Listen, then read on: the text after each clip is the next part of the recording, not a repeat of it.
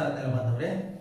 ನಾನು ಭೂಮಾಪನ ಇಲಾಖೆಯು ತಯಾರಿಸತಕ್ಕಂಥ ನಕಾಶೆಯಲ್ಲಿನ ವಿವಿಧ ಖರಾಬು ಮತ್ತು ಚಿಹ್ನೆಗಳ ಬಗ್ಗೆ ತಿಳಿಸ್ಕೊಡ್ತಾ ಇದ್ದೆ.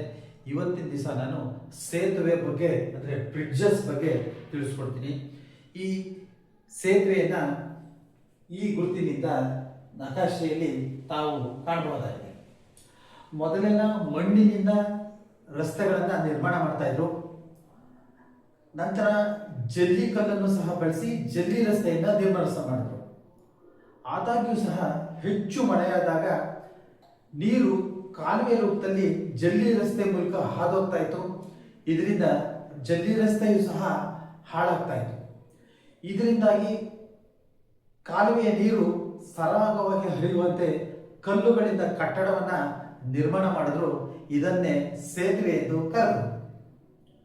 ಮೂಲ ಭೂಮಾಪನ ಸಮಯದಲ್ಲಿ ಸೇತುವೆಗಳನ್ನು ಸಹ ಅಳತೆ ಮಾಡಿ ದಾಖಲೆಗಳನ್ನು ತಯಾರಿಸಲಾಗಿದೆ. ಗ್ರಾಮ ನಕಾಶೆಯಲ್ಲಿ ಈ ಗುರುತಿನಿಂದ ಸೇತುವೆಯನ್ನು ನಿರ್ಮಿಸಿರುವುದನ್ನು ತಾವು ಕಾಣಬಹುದಾಗಿದೆ. ಸೇತುವೆಯಲ್ಲಿ ಹಲವು ವಿಧಗಳಿವೆ. ಇವುಗಳಲ್ಲಿ ಪೈಕಿ ಉದಾಹರಣೆಗೆ ಕಾಸ್ವೆ, ಕಲ್ವರ್ಟ್, ಬ್ರಿಡ್ಜ್ ಮುಂತಾದವುಗಳು. ಈಗ ಕಾಸ್ವೆ ಅಂದರೆ ಏನು ತಿಳ್ಕೊಳ್ಳೋಣ. ನೋಡಿ, ಇಲ್ಲಿ ಗುರುತಿಸ್ತಕ್ಕಂಥದ್ದು ಒಂದು ಕಾಸ್ವೆ ಆಗಿದೆ. ಇದು ಭೂಮಿಯ ಮಟ್ಟವಾಗಿರುತ್ತೆ. ಭೂಮಿಗೆ ಅಡ್ಡಲಾಗಿ ಒಂದು ಕಾಲುವೆ ಮೂಲಕ ಮಳೆಗಾಲದಲ್ಲಿ ಮಾತ್ರ ನೀರು ಹರಿತಾ ಇರುತ್ತೆ. ಹಾಗಾಗಿ ರಸ್ತೆಯನ್ನು ತಗ್ಗು ಮಾಡಿ ನೀರು ಹರಿಯಲು ಮತ್ತು ಜನರು ಓಡಾಡಲು ಮತ್ತು ವಾಹನಗಳನ್ನು ಸಾಗಣೆ ಮಾಡುವಂತೆ ಇವುಗಳನ್ನ ನಿರ್ಮಾಣ ಮಾಡಲಾಗಿರುತ್ತೆ. ಇವುಗಳಿಗೆ ಕಾಸ್ವೆ ಅಂತ. ಇನ್ನು ಕಲ್ವರ್ಟ್ಗೆ ಸಂಬಂಧಪಟ್ಟಂತೆ ರಸ್ತೆಗೆ ಅಡ್ಡವಾಗಿ ಸಾಕಷ್ಟು ಪ್ರಮಾಣದಲ್ಲಿ ನೀರು ಯಾವಾಗಲೂ ಹರಿತಾ ಇರುತ್ತೆ. ಇದರಿಂದಾಗಿ ರಸ್ತೆಗೆ ತೊಂದರೆ ಆಗ್ತಕ್ಕಂಥ ಸಂದರ್ಭ ಇರುತ್ತೆ. ಅದಕ್ಕಾಗಿ ಕಲ್ವರ್ಟ್ಗಳನ್ನ ನಿರ್ಮಾಣ ಮಾಡಿರ್ತಾರೆ. ಇದನ್ನ ಇಟ್ಟಿಗೆ ಗಾರೆಯಿಂದ ಅಥವಾ ಕಲ್ಲಿನಿಂದ ನಿರ್ಮಾಣ ಮಾಡಲಾಗಿತ್ತು. ಸೊ ಇದರ ಮಧ್ಯೆ ಒಂದು ಸುರಂಗ ಅಥವಾ ಕೊಳವೆ ಆಕಾರದ ರಚನೆ ಇರುತ್ತೆ. ಇವು ಸಾಮಾನ್ಯವಾಗಿ ದುಂಡಾಗಿರುತ್ತೆ, ಚೌಕಾಕಾರವಾಗಿರುತ್ತೆ ಅಥವಾ ಕಮಾನು ರೂಪದಲ್ಲಿ ತಾವು ಕಾಣಬಹುದು.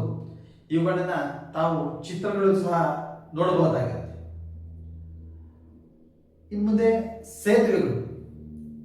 ಹೆಚ್ಚು ಪ್ರಮಾಣದಲ್ಲಿ ಹರಿತಕ್ಕಂಥ ನೀರು ಅಂದರೆ ನದಿಗಳಿಗೆ, ಹಳ್ಳಗಳಿಗೆ ಸಂಪರ್ಕ ಸೇತುವೆಯನ್ನ ನಿರ್ಮಿಸುವುದು ಅನಿವಾರ್ಯ ಆಗುತ್ತೆ.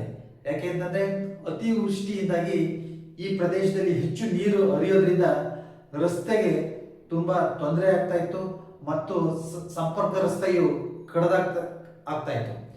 ಇದರಿಂದಾಗಿ ಸೇತುವೆಗಳನ್ನ ನಿರ್ಮಾಣ ಮಾಡಿದ್ರು.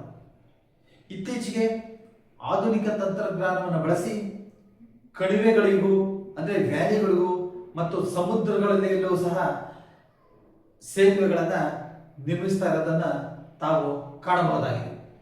ನೆಲಮಾಪನಕ್ಕೆ ಸಂಬಂಧಪಟ್ಟಂತ ಎಲ್ಲ ವಿಡಿಯೋಗಳು ಫೇಸ್ಬುಕ್, ಯೂಟ್ಯೂಬ್, ಇನ್ಸ್ಟಾಗ್ರಾಮ್ನಲ್ಲಿ ಲಭ್ಯವಿದ್ದು ತಾವು ನೆಲಮಾಪನ ಎಂದು ಸಬ್ಸ್ಕ್ರೈಬ್ ಆಗಿ ವೀಕ್ಷಿಸಬಹುದಾಗಿದೆ.